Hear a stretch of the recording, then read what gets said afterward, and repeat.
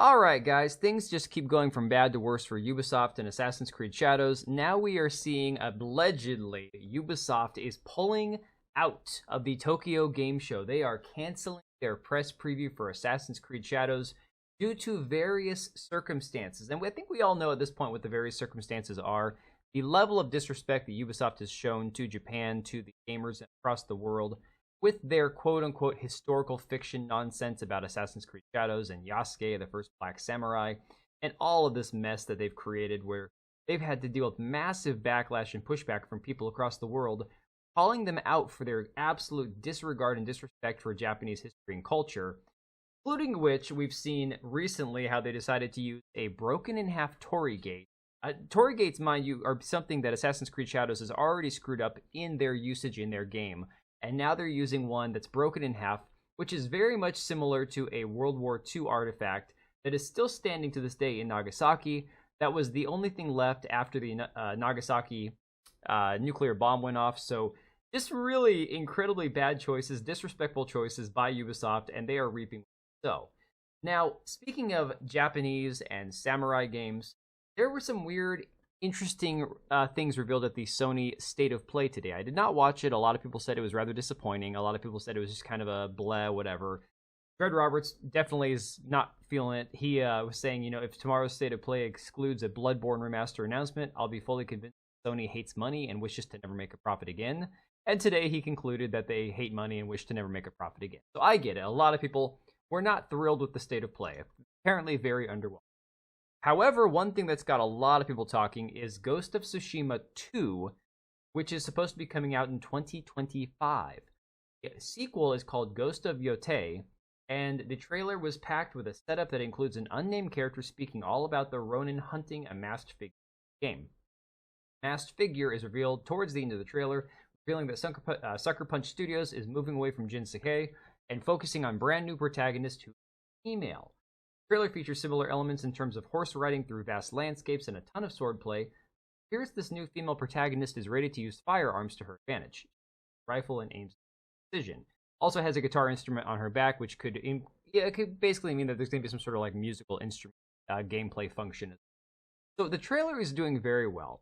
It looks beautiful. The game looks impressive. The cutscenes are very dynamic, very much similar to what we saw from the first game. And very much, I would say, this game is going to be, if nothing else, true to Japanese history and culture, and it's doing very well with the likes to dislikes ratio. This game is not being hated on, I'll tell you that right now.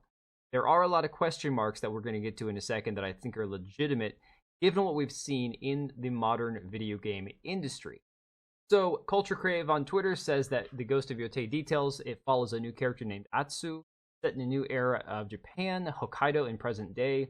New weapons and mechanics, takes place over 300 years after the first game released in 2025. And again, this is going to take place during the same time period, roughly, as Assassin's Creed Shadows, which will be very interesting to compare the two, because they're only coming out about a year apart now. So it will be interesting to see a year from now how much better Ghost of Tsushima 2 does than Assassin's Creed Shadows.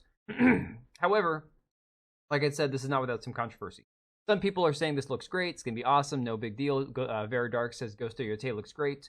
Don't forget the developers of Ghost of Tsushima became ambassadors for the island because of the amazing job they did, which is true. They got the keys to the kingdom, essentially, keys to the island. I have faith in them to deliver another massive W. Hope we see.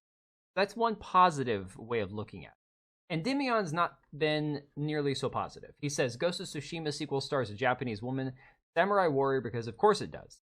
They can't help themselves until every franchise that was built on masculinity is replaced by women. Ghost of Yotei is hopefully a smaller spin-off game, but if this is the true sequel and this is the new main character over Jin Sakai, F that. So sick of the forced girl boss narrative, man. And again, I don't know if this is going to be a forced girl boss narrative. I can't tell just from the 3-minute trailer that I watched earlier. There's just no way to know. But again, he also pointed out, fans wanted Jin, you give them this. I'm so sick of this, talking about how these multi-million-dollar companies keep putting out the new product for the modern audience, and everyone's like, yep, another $1 million waste. So, interestingly enough, it's been revealed the woman playing Atsu, Erika Ishii. Nobody that I know. I'm not the most familiar person with voice actors, so you'll have to forgive me. I don't keep track of which voice actor is which. And Damian points out that Ghost of Tsushima's sequel game, Ghost of Yotei's main character, is played by Erika Ishii, who is also the voice of Rook in Dragon Age Veilguard and gender-swapped Sector in Mortal Kombat 1. Half-shaven haircut too, of course. I guess F. Jinsakai has Sony. Wow, sorry guys, I can't talk. So now you get to this article here talking about this whole Mortal Kombat thing, and I've covered this extensively in the past. And they decided to go with this kind of girl boss version of these two characters. And again, the actress for this new character in the second Ghost of Tsushima is one of these two gender swap characters. So definitely kind of a concerning sign, but again, you never know for sure where this is going to go. This could be any number of things. However, I clicked on the actress's Twitter profile, and I'm instantly blocked. I have never interacted with this person, never seen her on Twitter. I have never, I honest to God, didn't know who this person was up until today. So I said, yeah, this is a bad sign for Ghost of Tsushima sequel. I have never interacted with this woman, yet here I am, I'm blocked. I cannot even interact with her on Twitter. So it's a very concerning sign. Then Dread Roberts had to point out, haven't you heard that everyone's saying that Sucker Punch is perfect and can't be infected by DEI? Well, look at this. Absolutely nothing to see here, no dots to connect whatsoever, move along. And of course, you see here, Sucker Punch Productions reposting Concord's open beta launching today.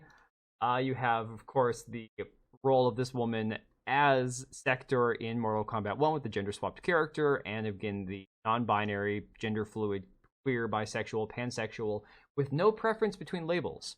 They have been vocal in their opposition to transphobia and have raised funds for LGBT supporting charities such as the Trevor Project. And if you look at the Trevor Project, it's a terrible organization. Even if you are, let's say, open to different lifestyles, the Trevor Project is a horrible organization. Very awful. They're the worst kind of people. Of course, you see Concord here, the North Stars boarding Group 1, reposted by Sucker Punch Productions. So again, a lot of people saying, look, I have faith in Sucker Punch. I know that they'll be fine. They're going to do right because people, Japan loved their work on the first game.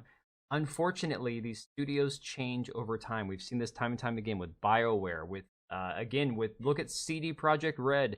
If you went back 8 years ago and said, oh, CD Projekt Red's making a new game. Oh, I've got total faith in this studio. It's going to be great. Well, now nobody trusts them. So I'll be keeping my eye on this. I'm not saying the game's gone woke. It's a woman. Oh, everything is dead. All is lost. No, I don't really care that it's a woman. I care more about who the people are making the game and what their intent is behind the decision to have a female protagonist.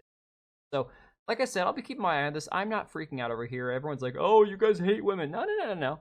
I have no problem with the character being a woman. I'm concerned. We're just going to say I'm a little concerned after what I've seen right now. But let me know your thoughts down below, guys. Let me know what you think about all this.